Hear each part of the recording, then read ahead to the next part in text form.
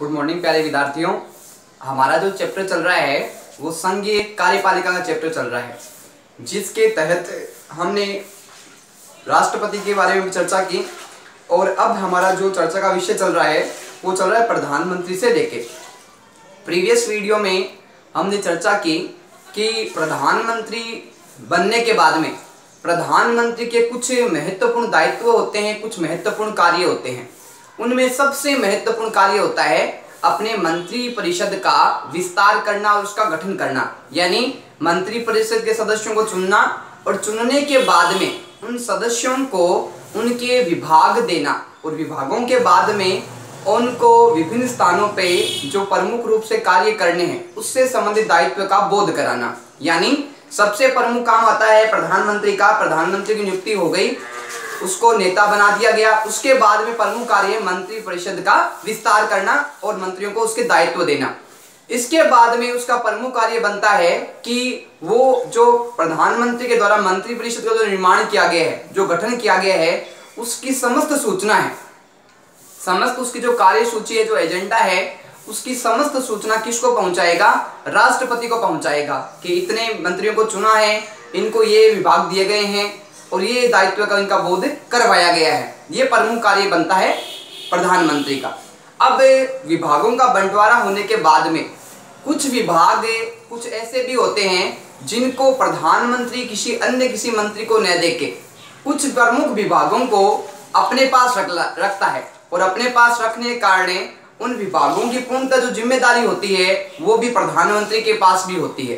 वो प्रमुख रूप से उन विभागों का लीडर होता है, नेता होता है और उन विभागों से संबंधित जो समस्त कार्य हैं प्रमुखतः वो प्रधानमंत्री के द्वारा ही किए जाते हैं। इस प्रकार जो विभाग है वो मंत्रियों को भी बीच में डिवाइड किए जाते हैं और प्रधानमंत्री है वो कुछ विभागों को अपने पास है वो स्वयं भी रखता है। इसके बारे में विस्तार से चर्चा करेंगे, विस्तार से अध्ययन करेंगे। तो सबसे पहले आज का जो हमारा बिंदु है वो है मंत्रालयों का प्रभारी। यानी जैसे विभिन्न विभागों को उसने मंत्रियों के मध्य बांटा था, उसी प्रकार कुछ विभाग ऐसे भी होते हैं कि जिनका प्रभारी है वो प्रधानमंत्री स्वयं भी होता है और स्वयं उन विभागों से संबंधित कार्य है वो प्रमुख रूप से करता है। बात आती है प्रधानमंत्री कुछ महत्वपूर्ण विभाग अपने पास रखता है। प्रधानमंत्री को लगता है कि ये कुछ महत्वपूर्ण विभाग है, महत्वपूर्ण विषय है, महत्वपूर्ण मुद्दों से संबंधित कार्य इनसे करने हैं, तो उन विभागों को, उन विषयों से संबंधित जो विभाग है उनको प्रधानमंत्री है वो विशेष महत्वपूर्ण होने के कारण, विशेष दायित्व के होने के कारण क्या है कि उन विभागों का प्रभारी है वो दायित्व है प्रमुख रूप से क्या है कि प्रधानमंत्री अपने पास रख लेता है। बात आती है कुछ विभाग मंत्रियों को नहीं, कुछ विभाग है वो समस्त विभाग मंत्रियों को नहीं देता। कुछ विभाग है वो तो उसमें प्रधानमंत्रियों की जो मंत्री परिषद का जो विस्तार किया गया सब विभाग है वो मंत्रियों को दे दिए, लेकिन कुछ विभाग जो शेष रह गए और उसको लगता है कि इनसे संबंधित कार्य है मुझे स्वयं करना चाहिए, मैं स्वयं इन कार्यों की जिम्मेदारी उठा सकता हूं, इन दायित्वों का बोध है वो प्रमुख रूप से करा सकता हूं, उनको और अधिक स्पष्ट रूप से प्रस्तुत कर सकता हूं, इनसे संबंधित कार्य कर सकता हूं। तो ऐसे कुछ महत्वपूर्ण विषयों को, विभागों को प्रधानमंत्री है वो स्वयं अपने पास में रखता है, अन्य किसी मंत्री को नहीं देता है। लेकिन हाँ, सहायक के रूप में किसी मंत्री को कुछ प्रभार है वो अपने कार्य में से उसके द्वारा, प्रधानमंत्री के द्वारा दिया जा सकता है। बात आती है अपने पास रखे गए विभागों का प्रभारी होता है, यानी जो विभाग प्रधानमंत्री ने स्वयं के लिए चुने हैं, स्वयं के पास रखे हैं, उन विभागों का जो प्रभारी है, प्रभारी मतलब उनका लीडर है, उनका नेता है, वो भी वह स्वयं होता है। यानी जो विभाग है, जो दायित्व है प्रधानमंत्री ने स्वयं अपने पास रखे हैं, उन विभागों का प्रभारी, लीडर और नेता प्रधानमंत्री है वो स्वयं होता है।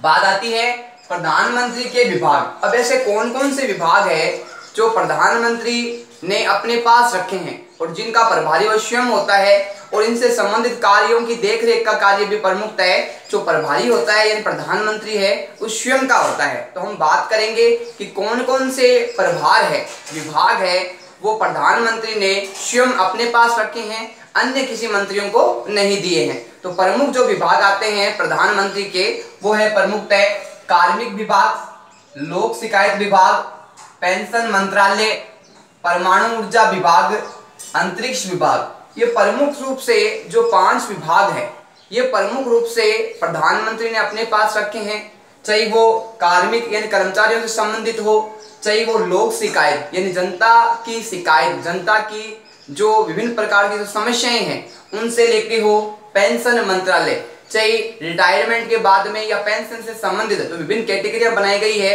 उनसे संबंधित मामले हो, वो भी प्रधानमंत्री ने अपने पास में रखे हैं। परमाणु ऊर्जा विभाग, ऊर्जा से संबंधित जो विभाग है परमाणु ऊर्जा, उसका दायित्व भी क्या है कि प्रधानमंत्री ने अपने पास में रखा है। अंतरिक्ष विभाग, अंतरिक्ष से संबंधित जो गतिविधियां की जाती है, जो व्यवस्थाएं की जाती है, जो कार्य किए जाते हैं, उनसे संबंधित दायित्व भी क्या है कि प्रधानमंत्री ने अपने पास में रखे हैं। इस प्रकार से प्रमुख रूप से प्रधानमंत्री ने क्या है कि कार्मिक विभाग, लोक शिकायत विभाग, पेंशन मंत्रालय, ऊर्जा विभाग और अंतरिक्ष विभाग, ये प्रमुख रूप से विभागों का जो दायित्व है वो प्रमुख रूप से किसके पास है? प्रधानमंत्री के पास है। प्रमुख रूप से इसका विभाग का दायित्व स्वयं के पास रखा है। बात आती है मंत्रिमंडल का नेता। जो प्रधानमंत्री है वो अपने मंत्रिमंडल का नेता भी होता है, उसका लीडर भी होता है, क्योंकि मंत्रिमंडल से संबंधित जो भी कार्य किए जाते हैं उसमें महत्वपूर्ण भूमिका है, महत्वपूर्ण जो दायित्व है वो प्रधानमंत्री का रहता है। तो मंत्रिमंडल का नेता होने के कारण प्रमुख रूप से प्रधानमंत्री के क्या दायित्व रहते हैं, क्या कार्य रहते हैं, इसके बारे में विस्तार से चर्चा करेंगे, विस्तार से अध्ययन करेंगे। सबसे पहले बात आती है कैबिनेट की बैठकों को आह्वान करता है। हमने बात की थी कि मंत्रिपरिषद में 3 प्रकार के मंत्री होते हैं। मंत्रिपरिषद में कितने प्रकार के मंत्री होते हैं? 3 प्रकार के मंत्री होते हैं। कौन कौन से? कैबिनेट मंत्री, राज्य मंत्री और उप मंत्री। उनमें से सबसे जो उच्च मंत्री होते हैं वो कैबिनेट मंत्री होते हैं, और उसके बाद में राज्य मंत्री आते हैं, और राज्य मंत्री के बाद में उप मंत्री आते हैं।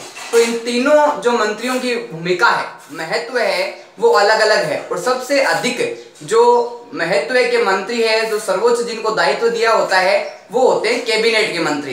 तो बात आती है कि कैबिनेट की बैठकों को आह्वान करता है। कैबिनेट की जब बैठक होती है, जब बुलानी होती है, तो बैठक को बुलाने का, उसको निमंत्रित करने का जो कार्य है वो भी प्रधानमंत्री के द्वारा किया जाता है। अब बात आती है कि जब कैबिनेट की मीटिंग होती है, जब कैबिनेट की बैठकें होती है, तो उसमें कौन कौन से मंत्री शामिल होते हैं? तो ध्यान रखना कि कैबिनेट की मीटिंग की बैठक में प्रमुखतः कैबिनेट के मंत्री और प्रधानमंत्री शामिल होते हैं। लेकिन अगर एक किसी राज्य मंत्री को आमंत्रित किया जाता है बैठक के लिए, तो ये क्या है, राज्य मंत्री है वो कैबिनेट की बैठक में शामिल हो सकते हैं, अन्यथा उनको उस बैठकों में शामिल होने का अधिकार नहीं है। जिसको आमंत्रित किया जाता है, बुलाया जाता है, आह्वान किया जाता है, उसी को इसमें सम्मिलित किया जाता है। अन्य जो मंत्री है जिनको आमंत्रित नहीं किया, जिनको बुलावा नहीं दिया गया, वो मंत्री कैबिनेट की बैठक में शामिल नहीं होंगे। यहाँ पे सिर्फ जो शामिल होते हैं वो सर्वोच्च जो उच्च मंत्री है कैबिनेट के, वही शामिल होते हैं। प्रधानमंत्री इन बैठकों की प्रमुख रूप से क्या करता है? समस्त कार्य इनकी करते हैं। बात आती है मंत्रिमंडल की बैठकों की अध्यक्षता। अब जब मंत्रिमंडल की बैठकों को बुलाता है, आह्वान करता है, तो मंत्रिमंडल की बैठकों की जो अध्यक्षता है, जो प्रमुख लीडरशिप है, वो भी किसके द्वारा की जाती है? प्रधानमंत्री के द्वारा ही क्या है कि मंत्रिमंडल की समस्त बैठकों की अध्यक्षता है, समस्त कार्रवाई है वो प्रमुखतः की जाती है। बात आती है बैठकों में क्या विचार विमर्श होगा, इसका निर्णय। अब जो कैबिनेट की मीटिंग है वो बुलाई गई है, जो बैठ के बुलाई गई है, वो किस विषय से संबंधित है, किन मुद्दों से लेके है, और उन मुद्दों पे किस प्रकार से विचार विमर्श करना है, विचार विमर्श होने के साथ किस प्रकार से निर्णय करना है, ये भी कार्य क्या है कि प्रमुख रूप से प्रधानमंत्री पे निर्भर करता है। यानी बैठकों को बुलाना, कौन कौन से मंत्रियों को बुलाना है, वो भी प्रमुख रूप से उसका कार्य है, और उस बैठकों में प्रमुख रूप से किस विषय से संबंधित मुद्दों पर बातचीत करनी है, किस विषय पर विचार विमर्श करना है, वो भी सारा जो निर्धारण है, जो रूपरेखा है, वो किसके द्वारा निर्धारित की जाती है? प्रधानमंत्री के द्वारा पहले इसकी रूपरेखा तैयार कर ली जाती है, और इसकी सूचना है वो कैबिनेट मंत्री को दी जाती है, और उसके आधार पर बाद में कैबिनेट की बैठकों का संचालन है वो किया जाता है, और विभिन्न विषयों पर, विभिन्न मुद्दों पर आपस में बैठ करके, बातचीत करके उसका निष्कर्ष निकाला जाता है। बात आती है संसद और कैबिनेट के मध्य कड़ी, यानी संसद है और जो अपनी कैबिनेट है उसके मध्य एक कड़ी के रूप में, एक योजक के रूप में, एक संयोजक के रूप में प्रमुख रूप से प्रधानमंत्री की महत्वपूर्ण भूमिका होती है। संसद का मतलब यहाँ लोकसभा और राज्यसभा से है, और कैबिनेट मंत्री यानी जो सर्वोच्च मंत्री है उनके बीच में जो समस्त बातचीत होती है, समस्त जो कार्य होते हैं, उनके मध्य एक संयोजक की, एक बीच में कड़ी के रूप में महत्वपूर्ण भूमिका किसकी रहती है? प्रधानमंत्री की रहती है। बात आती है संसद व कैबिनेट के मध्य संपर्क सूत्र के रूप में कार्य। जो प्रधानमंत्री है वो संसद और कैबिनेट है, उन दोनों के मध्य एक संपर्क सूत्र है, यानी एक प्रकार से दोनों को जोड़ने वाला, एक की सूचना दूसरे के पास पहुंचाने वाला। कैबिनेट की सूचनाएं संसद के पास और संसद की सूचनाएं कैबिनेट के पास पहुंचाने का जो प्रमुख कार्य है वो भी किसका है, वो भी प्रधानमंत्री का। एक प्रकार से कहा जाए तो संसद और जो कैबिनेट के मध्य संपर्क का प्रमुख रूप से कार्य करता है वो किसके द्वारा किया जाता है, प्रधानमंत्री के द्वारा संसद और कैबिनेट के मध्य प्रमुख रूप से संपर्क का कार्य किया जाता है। बात आती है संसद में सरकार का मुख्य वक्ता। संसद में सरकार का जो मुख्य वक्ता है वो कौन होता है, प्रधानमंत्री होता है। यानी संसद में जो प्रमुख विषय हैं, प्रमुख जो दायित्व है, प्रमुख जो विषयों पर चर्चा की गई है उसके बारे में जो बातचीत करनी है और जो अपने विचार प्रस्तुत करने हैं, किस प्रकार से निर्णय लिए गए हैं, क्या कार्य आगे किया जाना है, उसका जो प्रमुख कार्य है वो भी किसके द्वारा किया जाता है, प्रधानमंत्री के द्वारा किया जाता है। इस प्रकार संसद और कैबिनेट के मध्य एक प्रकार से कहा जाए तो एक संयोजक के रूप में, एक कड़ी के रूप में प्रधानमंत्री का प्रमुख कार्य रहता है। कैबिनेट और संसद के बीच में प्रमुख तय जो प्रधानमंत्री की भूमिका होती है वो एक मध्यस्थ की भूमिका होती है। इसी के अंतर्गत कुछ महत्वपूर्ण बिंदु और आते हैं इसमें, वो है प्रमुख रूप से लोकसभा का नेता। जो प्रधानमंत्री है वो किस व्यक्ति को नियुक्त किया जाता है, तो ध्यान रखना लोकसभा में जिस दल को सबसे अधिक मत प्राप्त होते हैं, सबसे अधिक सीटें प्राप्त होती है, उस दल के नेता को प्रमुखतः क्या बनाया जाता है, प्रधानमंत्री नियुक्त किया जाता है राष्ट्रपति के द्वारा। तो ध्यान रखना जब वो उस लोकसभा में बहुमत दल का सीट प्राप्त होने का जब उसको प्रधानमंत्री नियुक्त किया जाता है तो इसके साथ साथ वो क्या है, लोकसभा का नेता होता है। यानी लोकसभा से संबंधित महत्वपूर्ण जो कार्य हैं, महत्वपूर्ण जो व्यवस्थाएं हैं वो प्रमुख रूप से किसके नियंत्रण में रहती है, प्रधानमंत्री के नियंत्रण में रहती है, क्योंकि वो लोकसभा का नेता है, लोकसभा का लीडर है। बात आती है महत्वपूर्ण नीतिगत फैसलों की घोषणा। यानी महत्वपूर्ण जो नीति से संबंधित विषय हैं, नीति से संबंधित विभिन्न कार्य हैं, उनका जो उद्घोषणा है वो भी प्रमुख रूप से किसके द्वारा की जाती है, प्रधानमंत्री के द्वारा की जाती है। कि कौन कौन से महत्वपूर्ण विषयों से संबंधित कार्य किए जाने हैं, कौन कौन से नए फैसले लिए गए हैं, कौन कौन सी नई योजनाओं को प्रारंभ किया जा रहा है। तो एक प्रकार से कहा जाए तो लोकसभा में प्रमुख रूप से जो सरकार का वक्ता होता है, प्रमुख रूप से वो कौन होता है, प्रधानमंत्री ही होता है। बात आती है सरकार की नीति को स्पष्ट करना। सरकार के द्वारा किस प्रकार के कार्य किए जा रहे हैं, सरकार है वो वर्तमान में जनता से संबंधित कौन सी विकास की योजनाएं नई ला रही है, कौन से उसने नई योजनाओं को प्रारंभ किया गया है, किस प्रकार से समस्याओं का समाधान करेगी, किस प्रकार से देश की आर्थिक स्थिति रहेगी, किस प्रकार से देश की आर्थिक स्थिति को और अधिक अच्छा किया जा सकता है, किस प्रकार से शिक्षा और स्वास्थ्य के क्षेत्र में सुधार किए जा सकते हैं। तो एक प्रकार से कहा जाए तो जो महत्वपूर्ण नीति होती है सरकार की, उस नीति को स्पष्ट करने का कार्य भी किसका होता है, प्रधानमंत्री का होता है। सरकार के समस्त कार्य किस प्रकार से होंगे, उनकी रूपरेखा क्या रहेगी, किस प्रकार से लाभ पहुंचाने का कार्य किया जाएगा, किस प्रकार समस्याओं का समाधान किया जाएगा। तो एक प्रकार से कहा जाए तो सरकार प्रमुख रूप से क्या और कैसे करेगी, इसका प्रमुख रूप से भी क्या है कि स्पष्ट करने का कार्य प्रमुख किसका होता है, प्रधानमंत्री का होता है। बात आती है अपना पक्ष स्पष्ट करना।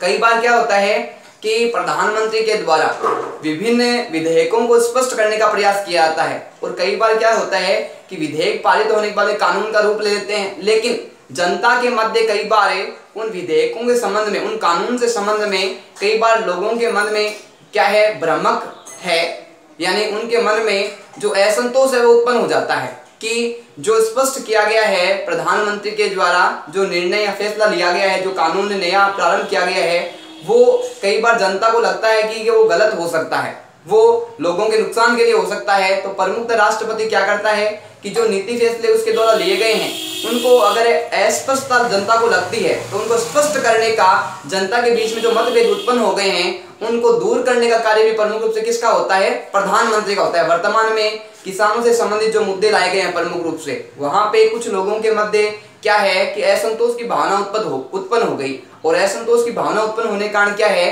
कि वो प्रमुख रूप से प्रधानमंत्री क्या कर रहा है कि उसके द्वारा उनकी नीतियों को स्पष्ट किया गया ताकि जो असंतोष की भावना है उसको प्रमुखतः दूर किया जा सके। बात आती है सरकारी प्रतिनिधि के रूप में।